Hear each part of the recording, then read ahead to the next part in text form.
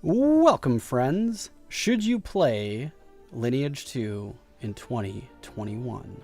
Short answer is probably not. However, if you're an old school player like me and you have all kinds of nostalgia traits about the game that you played way back in the day, it might be something you might want to consider. Stay tuned for the rest of the video to see the full assessment.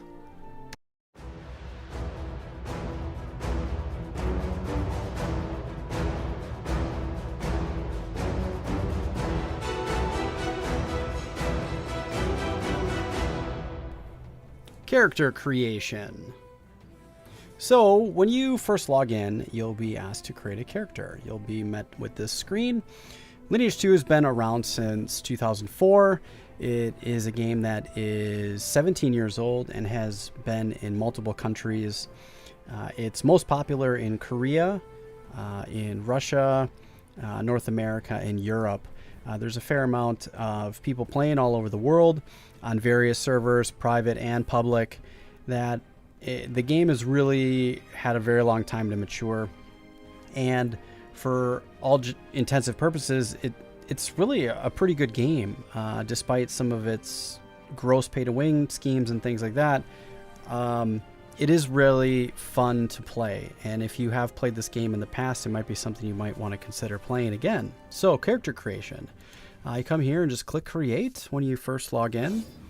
You have the ability to choose from 7 new classes. Or not new, but they've been around for a very long time. Humans, elves, dark elves, orcs, dwarfs, my favorite, Camels, and Ethereas. And I believe in maybe later this year, there's going to be a 4th one coming up called a Sylph. I think that's how you pronounce it. I can't remember exactly, but I think it's coming later this year. So this might come after the video's released, but be aware that there could be a 8th one coming, which I believe is similar to the Ethereas, but I'm not quite sure. You also have the ability to change gender, except for the Ethereas. They are gender locked to female, but all of the other classes give you the ability to choose a male or a female, even the dwarves. I personally like the female dwarves because I think they're super cute. Okay, for most of the classes, they all give you a warrior class or a wizard class, with the exception of the dwarves, and I think that's it. And the Camels, you only have warrior for either one of those. You can change various face types, and you can change various hairdos, all kinds of different ones, and various styles as well. If you click on the class path, it gives you the ability to look through how you would progress through the class. So if you chose a dwarven warrior to begin with, or a fighter, you could come here and either be a scavenger or a bounty hunter. I'm sorry, a scavenger or an artisan, and kind of go down the different classes. And every single one has something different, and as you click on them, they'll give you all of the things. If you highlight over any one of these, it will give you the ability to get a more detailed description of what you would be doing. So if you were like, oh, destroyer, that sounds super cool. A melee damage dealer, destroyer specialized in the use of two-handed swords and wear heavy or light armors. They can deliver powerful blows, though their sheer strength. So that's pretty cool. You have all these other options. Depending on whatever class you have, they may have more or less hairstyles or more or less colors. They're all kind of different. You do have the ability for most classes to either go warrior or wizard, similar to any other MMO that's out there. And you have a healing path and more of a DPS type of path when you choose the wizard type of class. And if you go fighter, you have more of a rogue type of character, or like archers and daggers, or you also have buffers and healers type of situation. After you've chosen your particular path and you've clicked all your settings that you would like, whatever you would pick, you go ahead and put your character name in, and then you'd click create. Combat. In Lineage 2, the game is old school, so the idea behind this game is more of the idea for using skills on your hotbar and things like that. You can set your hotbar up But a majority of the game and the farming aspects of the game are more of using a macro and auto farming. So you have the ability to create macros, and in your macros from the menu here, you can take your skills, not your inventory, your skills menu, and move your skills over to here and create a macro for yourself. You can put that macro on your bar and right click. Now there's also this auto targeting and next feature. It gives you the ability to change from short distance or long distance, and then also to change to the type of comment. So I run my macro, which is all my skills, and then I also run my auto hunting macro together. So this gives you kind of the best of both worlds. The difference with this game over many others is they've kind of tailored it towards more of the mobile market with their Lineage 2 Revolution game that's on their mobile, where they have this auto hunting and auto leveling, so to speak. So you kind of set your thing up and kind of walk away as you do your thing. Now, the difference is when you do PvP. So in PvP, using your macros is not ideal. You're going to want to turn all this stuff off and use your skills as you would. The other wonderful thing about combat is that you have the ability to upgrade and enchant your skills as well. So you can come to your enchant menu, and you can click any one of these and you can enchant them. And it gives you options. So you can be very granular with how you decide you want to build your character. So if you want to be extremely defensive, you would decrease speed or increase chances. This gives you more skill power depending on the skill that you pick. And some of them will give you different things as well. This one gives you minus 1% physical defense. So, and you can level these all up to level 30. So this is a skill level 12. However, I can enchant it to level 30. So there's a lot to do. It costs a lot of money, but as you kind of progress, you can level these up and get further and further into the game. The PvP and the way to play the game is similar to other MMOs, where you have a skill bar and you click on your skills and you can use all your hotkeys as you set for whatever you would like. So if we were to turn off all of our macros, nothing would run here. And we would just pretty much pick, the click on the target and run our skills. We would hit things as we need to. So it's pretty easy. Click on target and hit it with your skills. Very simple. You can set up various bars. You have the ability to change your bars and add more. You can also flip this sideways or up and down. You can also move it wherever you want on the screen, whatever fits best for you. Anything that you also want to run automatically, you have the ability to right click and you will turn on the macro and it will just continue to run. Anything that has this little gear icon, it means it's a repeating icon, so you can turn this stuff on and off as needed. So anything that has this little sheen that's going over it means it's on and it is running all the time. So when it runs through, it will turn its on and it will go through when it needs to. So it cycles on and off. A majority of the game is actually auto farming at this point, unless you're getting into PvP and doing some of the things inside of instances and such. That's the times when you'd be actually live playing. Most of the other time you're kind of setting up your macro and you're just monitoring it and coming back and walking away. Storyline and lore. When you first start the game, you'll be a brand new level 1 character, and you'll be met next to the growth helper, Tarty. If you click on her, she'll give you a quest, and she'll usually have an icon over her head to indicate that you need to talk to her, and she'll go through all these different things and quests. So there is quite a bit of storyline that's involved in the game. Any of the NPCs that you talk to will have various things to talk to and give you information about the game. A lot of the lore is kind of in the background. The game kind of skips over a lot of it. Feel free to read through it as you level up and go through your questing. As a new player, it kind of rushes you from level 1 to 85 very quickly, so they don't give you a lot of lore. They do, but it's really condensed down, and some of the other NPCs you'll have to talk to about getting different things. But a lot of the lore is kind of missing from the game, at least on the surface level. Now, there are lore videos out there. I've done a few myself. I'll link them here. There'll be a card up in the upper right-hand corner for you. I do plan on doing more. A lot of the lore is kind of in the background in the beginning years of the game. There is some lore that kind of comes with the game further on, but I haven't personally saw a lot of it, and I know that it's out there, and perhaps some of the many of you may be able to find some of the lore out there that I'm unaware of. And if you can, please point me to it, because I'd love to get into it and do more of the lore. But I'll put some links down in the description that you can read and do more about the lore in the game. Right now, trying to learn anything about the game from at least like NPC standpoint, you can click on them and you can learn from them, but it doesn't give you a ton of information. It's usually more of, it kind of gives you some idea of what's going on in the specific area, and then it gives you whatever you need to do to kind of go through. So you can kind of read through some of these things and learn about all of it.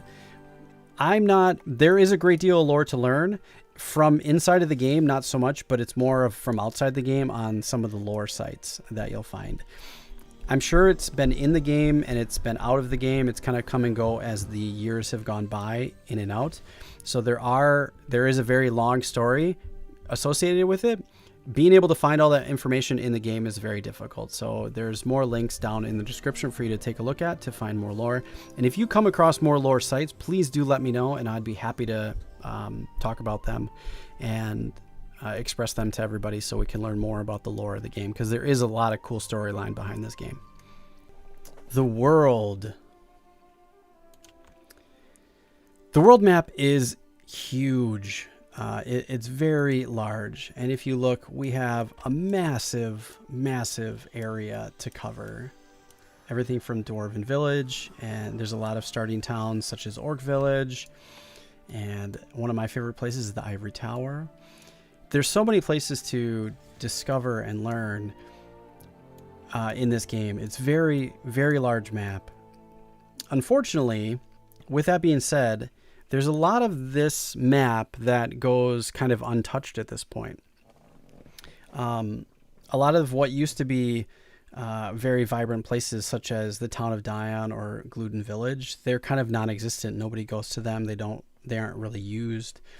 The game has progressed in a way to kind of push people to certain areas, and that's where everybody kind of levels, and that's just where they stay. I would say a good majority of this portion of the map is not even used anymore. The wasteland still is, because it's a level 117 area, but as you can see, like, these are all like level 20, 76 to 84. You get to 85 in 10 minutes, or in 40 minutes you can go from 0 to 85, and then all of this stuff is useless. It's fun to explore, and you can see the towns, and they're really nice. For instance, we can teleport to any of them. So we're in the town of Gluten right now, which is a beautiful town. It's really nice. But some of the towns that are behind this, so if we go to I'll say town of Dion, this is one of my favorite places in the game. The world is massive. I wish NCSoft would go through and revamp some of these areas that are older, that nobody uses anymore, and make them useful again, because there's a lot of cool leveling that you could do outside of these places if they were just to upgrade or change the mob types and the levels. And this is one of the best songs in the game. It's so peaceful, it's super chill. I love it.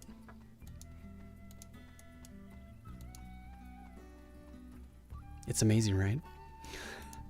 So yeah, I mean, there's like these mobs out here. They're like level 1 or whatever, but like level 20. You could really revamp this area and put a whole bunch of mobs out here, and then have people like leveling there. I'm sorry, I'm going through my whole cycle of all of my buffs. But yeah, the world is really massive. There's a lot to cover, and if you look, there's really pretty large maps that you can take a look at. But there's many places to explore and experience the game. There's a lot of neat stuff in the map. you could spend hours just exploring the map and not be bored. There's so many places to explore. I just wish that NCSoft would spend a little bit more time on revamping some of these early areas or these starting village areas to be able to be somewhat useful for characters and be able to have us explore them again, which would be really nice. Dungeons and instances. So in the world of Lineage 2, there are various amounts of dungeons and instances that you can take a look at and enjoy. So in the town of Aden, you have the ability to come here and you have the Allied Instant Zone Manager. Here's one that you can do. Now, this requires you to be in a party. You can fight Taudi, Frenteza, Octavius, and Antharis. That is one place. These are very difficult and they require, as you can see, many members to do. There are other instances that are a little bit more available for people that are lower level. So we have Baylor and Kamaluka and the Ashen Shadow Revolutionaries and Croffin's Nest. And those are all good at 105. So 2 or more people. And then there's also 110 and above, it looks like. So they have added more. Now, before I'd played this game, they only had the 1. Now they've made it a little bit harder. So you have Baylor, and then Kamaluka and Ashen Shadows, but instead of Croffin's Nest, you also have the Forest of Spirits. I have not personally done that one, so that might be kind of interesting to take a look at. And then there is another one, which is solo instance. So you have the ability to go into your own. You can do all the various levels, and we're going to go do level 105 right now. So I'll give you an idea of what it looks like to kind of roll through an instance or a dungeon. All right. Probably should have been a little bit more prepared by having all of my buffs ready, but as you can see, they come at you. It's just like any other type of game that you'd be playing. You kill all the stuff in an instance. We killed everything, and now stage 2 is going to come, so on and so forth, till eventually you get to a boss battle, which I will run through very shortly here. Let's go through all of this. We'll kill all these guys. So the stages are the same. More and more guys come. You kill them as they come, and then we'll get to the end, and I'll show you what that looks like. Okay, when you reach stage 7, you'll get more mobs, and then you'll get a boss to fight, the Lord of Castilla, Clava. I usually go through and kill all of the things, and then kill him. It takes about 10-15 minutes or so to do the whole instance. It's not too long. I think this took me maybe about 5. So depending on the gear and the level, whatever you do, you can do it very quickly. It could take you a little bit of time. I believe there is a time limit. I don't remember or know exactly what the hard time limit is for some of these, but there are limits on some of them. So be aware of that when you are playing. But this is what an instance looks like. It's pretty fun. They're pretty cool to do.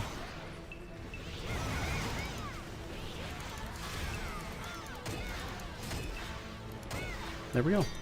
So yeah, not too difficult. They're not hard. If you have lesser gear or you're new, it might be a little difficult to get through some of these, but they have them at level 100 and 105 and 110, so you can do the various different ones. And as you go up and do the harder ones, you will get more rewards. So we'll get through and kill this guy, and then we'll see what the rewards are, which are decent rewards. I think you get even more. I believe there's even a 120. I've never been up that high, so I can't really speak to what those are, but I hear that they're very, very difficult. And you have to be really, really stacked to be able to go through them.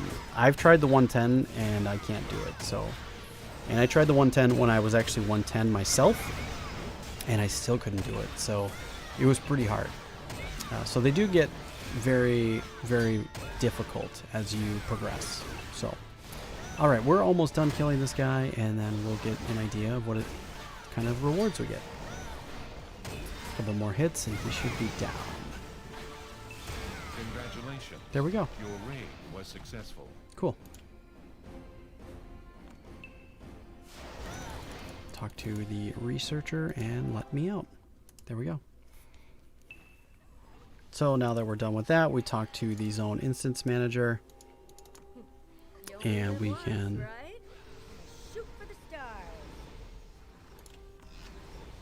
oh, it automatically gives it to you.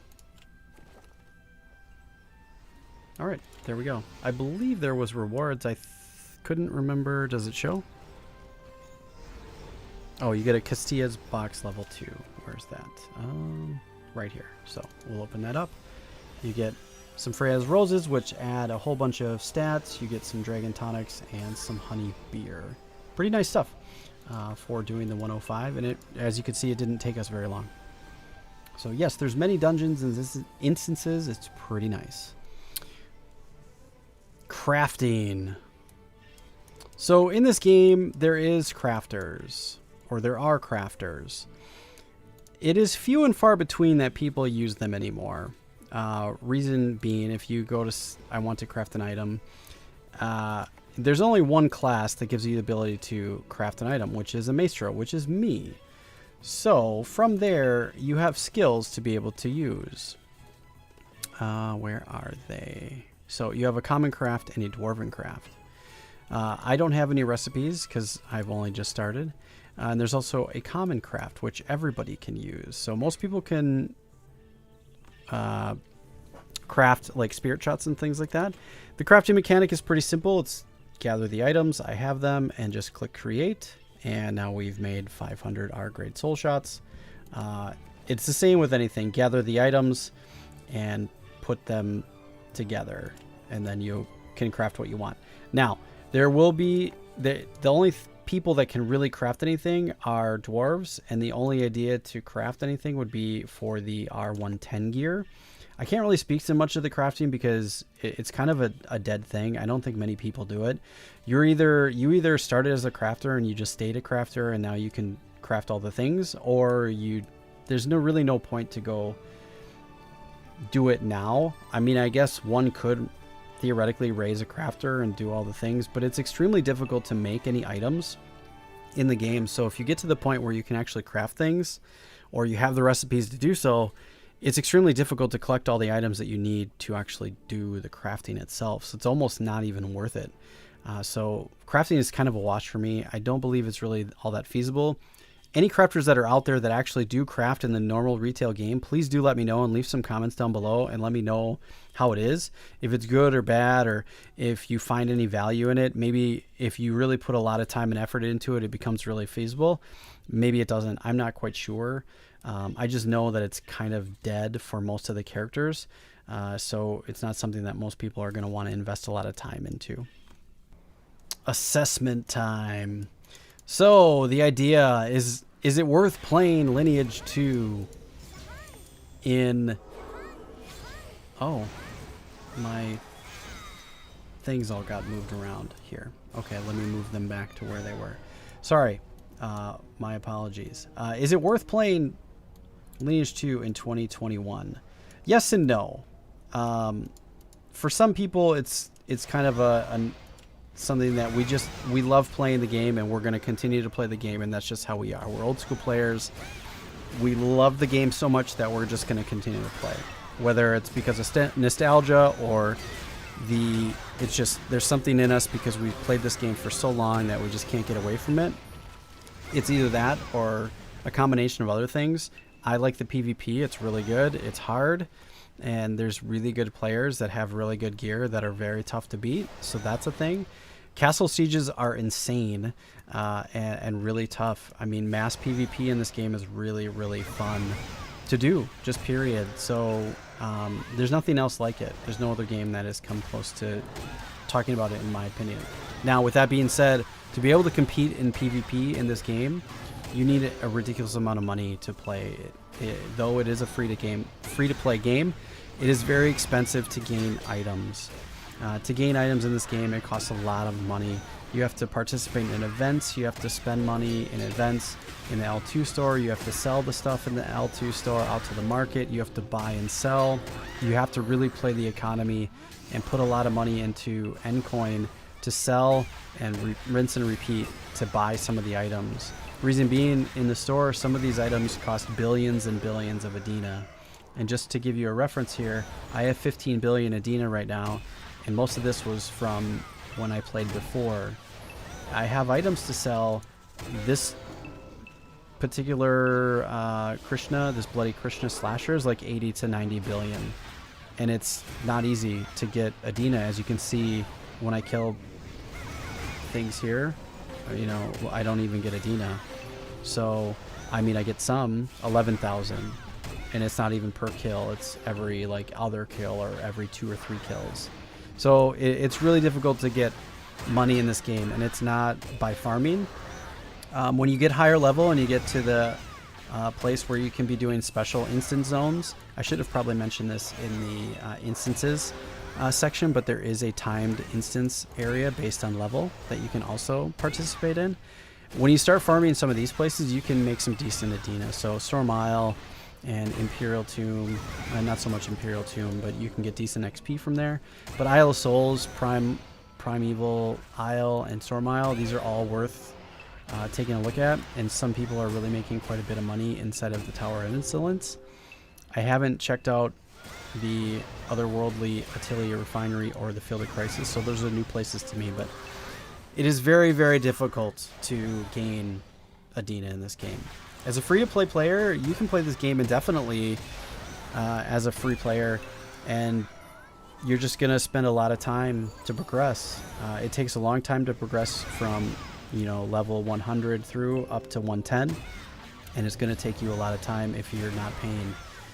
If you do decide to pay, I do have recommendations. I'm going to do another video on that, but there's a few things that you kind of almost need no matter what. You need the Destiny Pack, which gives you XP rune. That helps out quite a bit.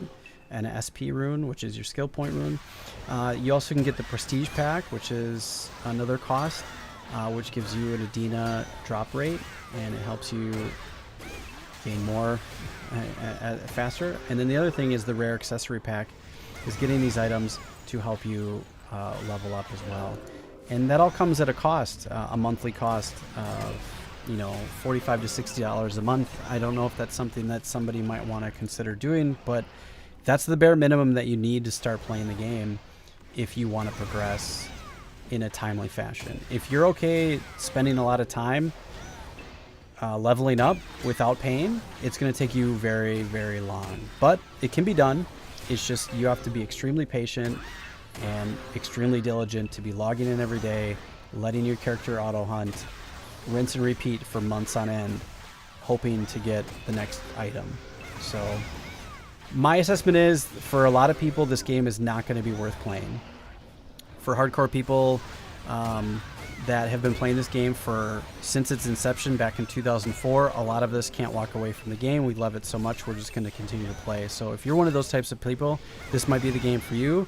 If you're a brand new player coming in, I'm not going to sugarcoat it for you. It's going to be an extremely difficult game for you to get into.